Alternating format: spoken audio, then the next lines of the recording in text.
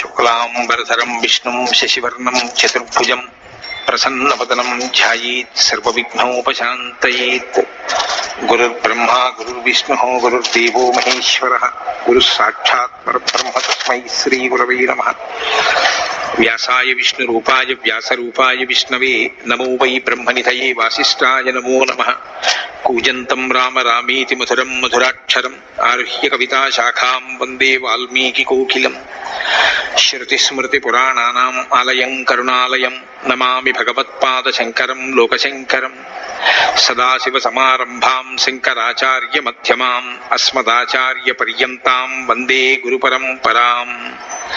వాగర్ధావివ సంపృక్తౌ వాగర్ధ ప్రతిపత్తయే జగతః పితరౌ వందే పార్వతీపరమేశ్వరౌ.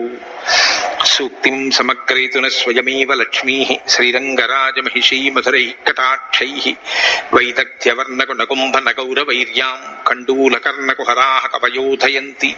హైమోర్ధపుండ్రమజహన్మకుటం సునాసం మందస్మితం మకరకుండలచారుగండం బింబాధరం బహుళదీర్ఘకృపాకటాక్షం శ్రీవేంకటేశముఖమాత్మని సన్నిధత్తాం. మనోజవం మరుతతుల్యవేగం జితేంద్రియం బుద్ధిమతాం వరిష్టం వాతాత్మజం వనరయూథముఖ్యం శ్రీరామదూతం శిరసా నమామి.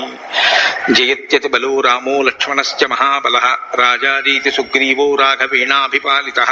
దాసోహం కోసలేంద్రస్య రామస్యాక్లిష్టకర్మణః హనుమాన్ శత్రుసైన్యానాం నిహంతా మారుతాత్మజః. నరావణ సహస్రం మే యుద్ధే ప్రతిఫలం భవేత్ శిలాభిస్తు ప్రహరతః పాదపైశ్చ సహస్రశః. అర్దయిత్వా పురీం లంకాం అభివజ్య చ మైథిలీం సమృద్ధార్థో గమిష్యామి విశతాం సర్వరక్షసాం. ధర్మాత్మా సత్యసంధశ్చ రామో దశరథిర్యది పౌరుషే చ ప్రతిద్వంద్వశరైరం జహిరావిణిం. ఆపదామపహర్తారం దాతారం సర్వసంపదాం లోకాభిరామం శ్రీరామం భూయో భూయో నమామ్యహం. శరజ్యోత్సనా శుద్ధాం శశీతజటాజూటమకుటాం వరత్రాసత్రాణస్ఫటికఘటికా పుస్తకకరాం. సకృన్నత్వా నత్వా కథమివ సతాం సన్నిధతతే మధుక్షీరద్రాక్షా మధురిమధురీణాః ఫణితయః. హరి ఓం.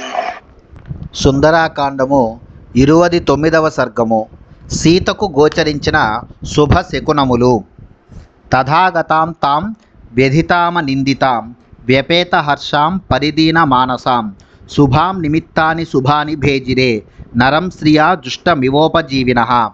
ఆ విధముగా ప్రాణత్యాగమునకై సిద్ధమై వ్యధ చెందుచున్నట్టిదియు దోషరహితయు సంతోషము లేనిదై దైన్యముతో నున్నట్టిదియు అయిన ఆ శుభాంగిని భాగ్యశాలి కడకు ఆశ్రితులు చేరినట్లు శుభశకునములు చేరెను. తస్యా శుభం వామమరాల పక్ష్మ రాజీవృతం కృష్ణ విశాల శుక్లం ప్రాస్పందదైకం నయనం సుకేస్య మీనాహతం పద్మమివాభితామ్రం. కేశ సౌందర్యముతో ఒప్పుచున్న సీతాదేవి నేత్రములు వంకర తిరిగిన రెప్పల వెంట్రుకలతో మనోహరముగా ఉండెను. అవి శుభకరములై విశాలములై తెలుపు నలుపు కంటిపాపలతో విలసిల్లుచుండెను. వాటిలో వామనేత్రము చేపతాకిడికి కెందామరవలే అదిరెను. భుజశ్చ చార్వంచితపీన వృత్తః పరాధ్యకాలాగరుచందనార్హః. అనుత్తమేనాధ్యుషిత ప్రియేణ చిరేణ వామ సమవేపతాసు. సీతాదేవి ఎడమ భుజము మిక్కిలి అందమైనది. అది గుండ్రముగా పరిపుష్టమై ఉన్నది. శ్రేష్టమైన అగరు చందనములను పూసుకొనుటకు అర్హమైనది. సర్వశ్రేష్ఠుడైన శ్రీరామునకు చాలా కాలముగా తలగడగా ఉన్నట్టిది. అట్టి వామభుజము కూడా అదిరెను. గజేంద్ర హస్త ప్రతిమశ్చ పీనః తయోర్ధ్వయోస్సంహత యోస్సుజాతః. ప్రస్పందమానః పునరూరురస్య రామం పురస్తాత్ స్థితమాచక్షే. పొందికగా చక్కగా చేరియున్న ఆమె రెండు ఊరువులలో ఎడమ తొడ చెలించెను. అది ఏనుగు తొండముతో సమానమై పరిపుష్టమై సుందరముగా ఒప్పుచుండెను. ఆ ఊరువు యొక్క స్పందన రాముడు ఎదురుగా ఉన్నట్లు సూచించుచున్నది. శుభం పునర్హేమ సమానవర్ణం ఈషద్రజోధ్వస్త మివామలాక్ష్యాః. వాసస్థితాయా శిఖరాగ్రదత్యాః కించిత్ పరిశ్రంసత చారుగాత్ర్యాః. సుందర గాత్రి అయిన ఆ సీతాదేవి నయనములు నిర్మలముగా నుండెను.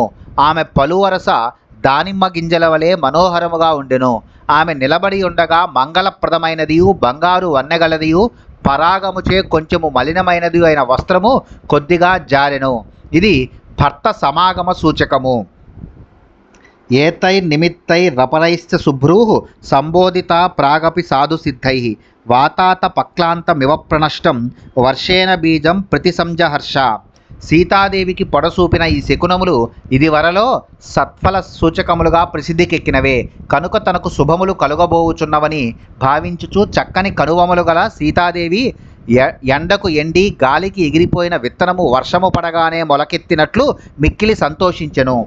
తస్యాహ పునర్బింబ ఫలాధరోష్టం స్వక్షిభృకేశాంత మరాల పక్ష్మా వక్త్రం బభాసే సితశుక్లదంశ్రం ముఖాశ్చంద్ర ఇవ ప్రముక్తః. సీతాదేవి ముఖము దొండపండు వంటి ఎర్రని అధరోష్టములతోనూ అందమైన నేత్రములతోనూ కనువములతోనూ ముంగురులతోనూ వంకర తిరిగిన కనురెప్పల వెంట్రుకలతోనూ నిగనిగలాడుచు అందముగానున్న పలువరసతోనూ మనోజ్ఞముగా నుండెను. అట్టి ముఖము రాహుముఖము నుండి విముక్తుడైన చంద్రుని వలె ప్రకాశించెను. సా వీతశోక వ్యపనీత తంద్రి శాంతజ్వర హర్ష వివృద్ధ సత్వ అశోభతార్య వదనేన శుక్లే సీతాంశున రాత్రి రివోదితేన. పూజ్యురాలైన ఆ సీతాదేవికి శోకము దూరమాయెను, ఆందోళన తొలగిపోయెను, మనస్తాపము శాంతించెను, మనస్సు సంతుష్టమై వికసించెను. అట్టి సీతాదేవి ముఖము చంద్రోదయముతో ప్రకాశించు శుక్లపక్ష రాత్రి వలె శోభిల్లెను.